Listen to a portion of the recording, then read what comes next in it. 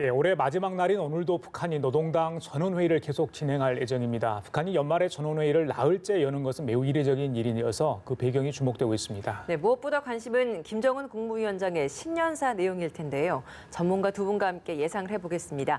이수석 국가안보전략연구원 수석연구위원, 이인백 협력안보연구원장 나오셨습니다. 예, 안녕하십니까? 어서 오십시오. 안녕하십니까? 예. 먼저 지금 북한에서 진행되고 있는 중앙당 노동당 전원회의죠. 올해 4월에 있었고 지금 올 들어서 두 번째 열리는데 과거와 많이 다르다는 소식 계속 들리고 있습니다. 규모도 그렇고 형식도 그렇고요. 그렇죠? 어떻게 좀 차이가 있는 겁니까? 예, 그렇습니다. 과거 김정일 시대에는 이 당 중심의 그런 국가 운영 체제를 하지 않고 성군 정치를 해서 군 중심의 그런 정치 체제를 운영했기 때문에 당의 당 대회라든가 이 전원회의를 제대로 열리지 않았습니다. 열린다 할지라도 아주 소규모로 열렸습니다. 그런데 이제 김정은 시대에 와서 벌써 6차례의 그 당 전원회의가 열렸는데 대규모에다가 또 많은 인원 또 기간이 과거에 비해서 지금 벌써 나흘째 하고 있지 않습니까? 예. 그런 점에서 차이가 있다고 볼 수 있고 또 과거의 그 김일성 김정일 시대의 전원회의에서는 그다지 많은 그 인원들이 하지를 않았습니다. 근데 이번에는 각계 당정군의 모든 인원들이 이제 참석한다는 점에서 이례적이라고 볼 수 있습니다. 예, 기간을 4일 지금 오늘까지죠. 그리고 규모도 1,000명 가까이 왔다. 이렇게까지 한 이유가 있을 것 같아요. 예, 며칠 전에도 저기 당 중앙군사위원회도 있었습니다. 중앙군사위원이 16명밖에 안 돼요. 그럼에도 불구하고 60명씩 모아가지고 그렇게 했거든요. 그 인도로 대대적으로 좀 행사를 하고 있는 그런 분위기 속에서 이번에도 보면은 전원회의 멤버로 보면은 234명이에요. 그런데도 불구하고 1,000여 명이 넘도록 지금 화면에 나오는 것처럼 1,000여 명이 넘도록 나오고 있는 것도 그냥 대대적으로 지금 모아놓고 있다라는 생각이 드는 거고요. 기간도 4일째 지금 하고 있죠. 그 앞서 이수석 박사님 말씀하신 것처럼 김정일 때는 한 번도 전원회의는 하질 않았어요. 김일성 때는 한 4번 정도 한 적이 있는 것 같은데요. 김정일 때는 한 번도 안 했고, 그러다 김정은 위원장은 꽤 자주 사용하는 회의체가 바로 그 전원회의체 같아요. 그렇게 지금 사용하고 있는데 사실 공개적으로 김정은 위원장이 본인의 북한 지도 이념, 그러니까 그 전략 노선을 최초로 발표한 2013년에도 이걸 가지고 전원회의를 통해서 본인이 데뷔를 했거든요. 그래서 이 전원회의체를 꽤 좋아하는 회의체 같다는 생각이 듭니다. 예, 저희가 지금 이 사진들이 쭉 나오고 있습니다만 김정은 위원장을 필두로 해서 주변에 앉는 주요 간부들의 면면도 좀 꽤 많이 바뀐 것 같습니다. 좀 어떤 새로운 인물들, 눈에 띄는 인물이 있었습니까? 일단은 현재 그 내각 총리라든가 또 이제 그 국무위원회 제1부위원장 최영이라든가 이런 분들은 여전히 이제 등장해왔고, 그리고 중앙위원 중에서 현송이라든가 김여정이라든가 이런 분들은 지난번에도 계속 등장했기 때문에 그대로라고 볼 수 있습니다. 또 한때 실각설이 나돌았던 리성건 통일전선 부장이 이번에 또 참석해야 한 것이 굉장히 이례적이었죠. 그렇기 때문에 리성건은 어떤 문책을 잠시 지난 하노이 정상회담 실패로 인해서 문책을 당해서 좌천을 되었지만 다시 복권한 것이 아닌가 하는 그런 생각이 듭니다. 또 군부 인사들이 과거에 비해서 많은 그 군부인사들이 보이고 있습니다. 그래서 김정은 위원장이 군부를 다독이면서 향후에 그 내년도 있을 여러 가지 대미 정책에서 이 군부의 목소리를 잘 경청하고 또 군부에 힘을 실어주기 위한 그런 의도가 아닌가 생각됩니다. 예, 원장님께서 좀 덧붙이실 말씀 있으십니까? 저도 사실은 박봉주의 거취가 조금 눈에 띄는 부분인데요. 박봉주에서 아시다시피 총리로서 좌천돼 있었다가요. 김정은 위원장이 들어서면서 2013년에 총리로 등용되게 되거든요. 그랬더니 개혁파예요. 박봉주 같은 경제 통해서는 개혁파로서 일하고 있었고 7.1 조치라고 해서 북한 내부에서 사적 경제를 좀 폭을 넓혔던 그런 조치를 했던 인물이 박봉주였는데 이 인물이 다시 지금은 눈에 안 보이는 거죠. 그저께까지만 해도 그 행동을 현지 시찰을 한 적이 있었는데 오늘 안 보였다는 게 몸이 아픈 것 같지는 않고 그렇다면 특별한 이유가 있지 않겠냐 생각이 드는데요. 제가 조금 이렇게 눈여겨보는 이유는 뭐냐 하면 이번에 전원회의에서 여러 가지 이야기들이 나오는 것들 보면 이 당의 지도라는 말이 굉장히 많이 나오고 있어요. 그러니까는 그 말은 사실 박봉주가 이야기하는 사적 통제 자율성을 강조하고 있는 경제 체제, 경제 운영 방식하고 다른 지금 맛을 내고 있거든요. 더 당을 통해서 그 권력 기관을 통해서 이 경제 계획도 더 푸시를 하려고 그런 모습인데 박봉주의 결하고 조금 달라요. 그래서 박봉주가 이번에 좀 뒤로 물러나 나는 것 아닌가라는 생각 좀 드는데 확정적인 건 아닌 것 같고요. 조금 더 신년사 때 그때 다시 한번 더 등장하는 걸 보면 확실히 알 수 있을 것 같은데 지금으로서는 박봉주가 안 보이는 것이 조금 심상치 않다라는 생각이 저는 드는 부분입니다. 예, 알겠습니다. 뭐 가장 저희들이 관심 가져야 할 게 아마 김정은 위원장의 발언 내용이 아닐까 싶어요. 일단 조선중앙통신을 통해서 이제 어떤 이야기를 했다고 저희들이 전해 들을 수밖에 없는 상황인데 좀 주목할 만한 발언 내용, 지금 뭐 3일째 어떤 내용이 있었는지는 일단 공개가 됐습니다만 뭐가 좀 눈에 띄던가요? 뭐 여러 가지 얘기를 했습니다. 경제 분야에서의 자력 경생, 경제 발전과 관련된 언급을 해왔습니다. 이것은 뭐 김정은 위원장이 그 이전에 당 대회라든가 당 전원회에서 항상 그 해오던 얘기입니다. 예. 근데 이번에 이제 특이할 만한 그런 이제 어휘를 예. 보면 예. 뭐 안전 보장을 위한 공세적 조치를 이제 취할 것이라든가 예. 또 북한에서 노동신문을 통해서 전략적 지위를 이제 격상시켰다. 예. 또 국방력 강화를 하겠다. 예, 뭐 예.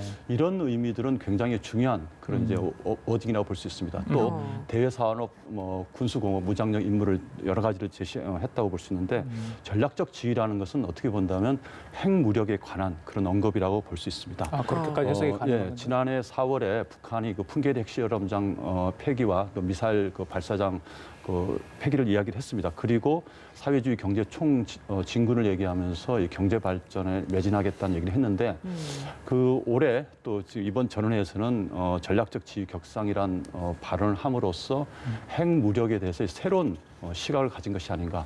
그래서 내년부터는 이 핵 보유에 관해서 기존의 그 핵 폐기라든가 뭐 비핵화라든가 이런 용어보다는 핵무력 보유라는 그런 용어를 많이 사용하면서 이 핵무력 또 핵 보유에 대한 새로운 북한의 정책 노선이 결정되는 것이 아닌가라고 한번 예상해 볼 수가 있습니다. 예, 내년 새 정책 노선에 대한 언급을 해주셨던 게 이제 내일 있을, 벌써 이제 내일입니다. 신년사에 담길 큰 뭐 맥락이 될 수도 있을 것 같습니다. 이 정책 협의에서 이제 전원회의에서 오늘 결정서를 뭐 채택을 한다, 나오겠죠. 뭐 이렇게 얘기를 하고 있는데 그게 자연히 이제 신년사에도 반영이 될 것 같거든요.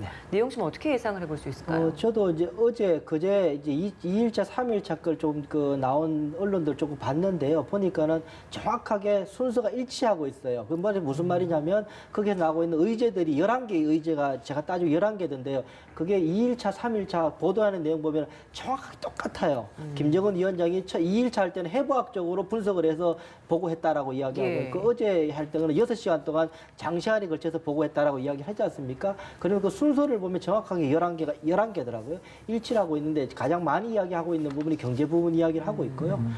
그 두 번째 이야기하고 있는 부분이 대외 정책 분야. 이수록 박사님 말씀하신 것처럼 제가 볼 때도 좀 공세적 대외 안보 전략 이야기하고 해서 하는 걸 할 때 조금 더 좀 수위가 센 발언이 나왔다라는 생각이 드는 부분이고 세 번째로는 이 정치 문제인데 사회주의, 비사회주의, 반사회주의적인 풍토를 바로 잡아야 된다 이런 말, 체제를 안정시키겠다 예. 이 세 가지 주로 이야기하고 있는데요. 아마 이 순서대로 신년사도 이렇게 쭉 짜여질 가능성이 높아요. 보면은 지난 연초에 있어서 4월에 있었던 최고인민회의 때도 보면은 당 결정에 의하여라는 말이 나오거든요. 전원회의 결정에 의하여라는 말이 나오거든요. 그렇게 보면 전원회의 결정에 대해서 다들 추임받은 이것을 통해서 신년사를 통해서 쭉 자세하게 공개적으로 이야기될 가능성이 높다라는 생각이 들어서 그래서 저도 이제 며칠 동안 그것을 순서를 자세히 봤습니다. 예. 그러면 그 공세적인 대응 조치, 특히 외교 뭐 이런 부분에 있어서 그게 이제 우리가 흔히들 얘기했던 새로운 길에 대한 뭐 방향성 이렇게 생각을 하면 되는 겁니까? 네, 그렇게 될 겁니다. 아마 제가 볼 때는 그렇다고 해서 제가 볼 때 이 새로운 길이라고 해서 매우 엄중한 현실로 갈 것 같지는 않다. 왜냐하면은 김정은 위원장도 이 연말 시점을 두고 여러 가지를 아마 3법을 계산을 해봤을 겁니다. 손익 계산을 해야 되겠죠. 예. 지도자라는 것이 본인에게 체제에게 아니면 본인의 위상에 가장 도움이 되는 선택을 하게 돼 있거든요. 사람들이 인간은 다 그렇게 돼 있는데 그렇게 봤을 때 과연 김정은 위원장이 지금 최적화시켜서 선택할 수 있는 선택지가 무엇인가 여러 가지 고민했을 텐데 그 중에서 우리가 가장 우려했던 부분들 ICBM이나 그런 무력 도발을 하는 것은 그래서 여전히 남아 있는 카드이기는 합니다만 이것을 그렇게 지금 꺼내들기는 안 쓸 때 오히려 그 카드가 돼서 살아남을 수 있기 때문에 꺼내기는 어렵지 않겠는가라는 생각이 드는 부분이고요. 제가 볼 때 이 새로운 길의 핵심적인 부분은 저는 협상 방식의 변화일 가능성이 높다라는 생각을 저는 합니다. 예. 협상 방식의 변화라는 게 뭐냐면 바로 지금까지 미국과 북한 간의 직접 협상 구도였지 않습니까? 예. 그걸 2년 동안 했는데 북한이 얻고자 하는 걸 못 얻었죠. 최선희가 말을 합니다. 2년 동안 미국과 협상 통해서 우리는 아무것도 얻지 못했다. 얻은 것은 배신감밖에 없다라고 최선희가 이야기한 바처럼 아마 그런 생각을 하게 될 거예요. 결론을 내린 것 같아요. 그렇다면 미국과 완전히 등지지 않으면서 미국과의 직접 협상을 안 하는 방식. 다자 협상 방식이 되겠죠. 그쪽으로 아마 중국이 저는 또 같이 관여를 하는 그런 네, 방식. 그쪽으로 갈 가능성이 높다라는 생각이 저는 많이 듭니다. 그래서 좀 곳곳에서 그 이야기가 나오고 있죠. 이번에 유엔 안보리 새로운 결의를 내면서도 중국과 러시아가 육자회담 이야기를 했습니다. 중국도 그걸 확인해 줬고요. 6월 달에 푸틴 대통령도 김정은을 만나서 육자회담을 이야기를 한 적이 있었고 곳곳에서 그런 이야기가 나와서 물론 미국은 안 봐달라 그래요. 그런데 어쨌든 그 이야기가 내년에 중요한 화두가 될 가능성은 높다라는 생각이 드는 부분입니다. 예, 매년 신년사를 내고 있습니다. 형식도 뭐 올해 같은 경우 뭐 서구의 지도자적 그런 면모를 갖추기 위해서 뭐 앉아서 여러 가지 뭐 뒤에 배경도 좀 다르게 했던 기억도 있습니다. 내일 내용도 이야기해 주셨는데 일단 관심은 뭐 새로운 길 이야기도 하셨지만 뭐 성탄절 선물 이야기를 했기 때문에 이후에 북한이 어떤 노선, 그러니까 강경 노선, 도발 이런 맥락으로 가서 발언을 해줄지 어떤 내용이 나올지 그렇다면 지금 도발 가능성은 올해 연내는 이제 끝났고 그럼 내년 초에 다시 네. 무슨 그런 이야기들이 나와서 긴장을 더 고조시키지 않을까 이런 우려가 지금 나오고 있는 게 사실이거든요. 네, 그렇습니다. 그런데 이제 북한의 신년사를 쭉 보면 신년사 자체에서 도발하겠다는 그런 말은 하지 그럼 않습니다. 없죠. 예. 다만 대미 강경 이제 표현을 뭐 한다든가 또 자기 군사력을 이제 과시하겠다는 그런 은유적 표현을 할 뿐이지 직접적으로 그런 말을 최고 지도자가 하지는 않습니다. 그리고 지금 뭐 연말 뭐 크리스마스 선물을 하겠다 그러는데 그 이제 지나갔는데 북한의 입장에서는 일단은 그 비핵화에 관련돼서 초기 조치를 북한은 그동안 해왔다고 얘기를 해왔습니다. 그 초기 조치라는 것이 핵실험을 중단하고 미사일 ICBM 발사를 하지 않는다는 것이 본인들이 얘기하는 초기 비핵화 조치인데 그렇기 때문에 이런 초기 비핵화 조치를 아마 거둬들일 겁니다. 자기들은 그래서 뭐 물론 당장 핵실험을 한다고는 이제 볼 수 없지만 핵실험을 하기 위한 여러 가지 사전 뭐 준비 운동이라든가 또 미사일 ICBM 미사일을 이제 발사하는 그런 사전의 그런 준비 운동 뭐 그런 여러 가지 많은 그래도 훈련 같은 걸 할 것이라고 보고 있습니다. 그래서 이런 걸 통해서 미국에 압박을 가하는 정도의 저는 신년 초에는 그런 정도의 도발을 하지 않을까 생각됩니다. 그렇게 북한이 함에도 불구하고 만약에 미국이 여러 가지 답변이 없고 또 대화에 응하지 않는다고 북한이 판단한다면 그다음에 2차적으로는 아주 작은 저강도의 도발 정도를 할 수 있다고 생각됩니다. 미국은 여전히 지금 이 북한의 도발에 대해서 좀 예의주시하고 있는 상황인 것 같습니다. 북한이 ICBM을 발사할 경우에 미국이 어떻게 대응할지에 대한 영상도 최근에 또 공개를 했거든요. 그랬대요? 예, 네. 근데 미국은 사실 이 대화를 하자라는 손짓은 계속해서 하고 있지 않습니까? 근데 네. 그럼에도 불구하고 이런 경고성 어떤 조치에 대한 것들을 공개한다는 건 저희가 어떤 의미라고 좀 해석을 해야 되는 겁니까? 일단 그 대화의 틀 속에서 이제 테이블에서 이탈하지 않게끔 열심히 노력하고 있다. 저는 그렇게 봅니다. 그러니까는 사전 승인했다. 그러니까는 북한에 도발이 있을 경우에는 무력 시위를 하겠다라고 하는 그 사전 그 승인을 했다라고 그것을 공개를 했잖아요. 26일 날 공개를 하게 되는데요. 그게 뭐냐면 26일 지나면서 이제 공개하면서 연말까지 철저하게 그걸 더 이상의 이탈되지 않게끔 막겠다고 지금 이야기를 하고 있는 그걸 처리한 건 아니에요. 사전 승인한 건 그대로 남아 있는 거예요. 처리한 것이 아니라 그에게는 그렇게 할 수 있겠다라고 이야기하면서 행위에 있을지도 모를 북한의 도발 행위에 대해서 철저하게 좀 막고 있다라는 생각이 들어요. 그분은 왜 그렇게 하느냐면 오브라인도 그 이야기를 합니다. 오브라인도 계속 우리에게는 많은 툴이 있다. 예. 많은 도구가 있어서 언제든지 그에 대해서 대응할 수 있다라고 이야기를 오브라인 저 장면을 봤는데요. 저 오브라인 이야기할 때 재미난 게 뭐냐면은 처음엔 은이라고 그래요.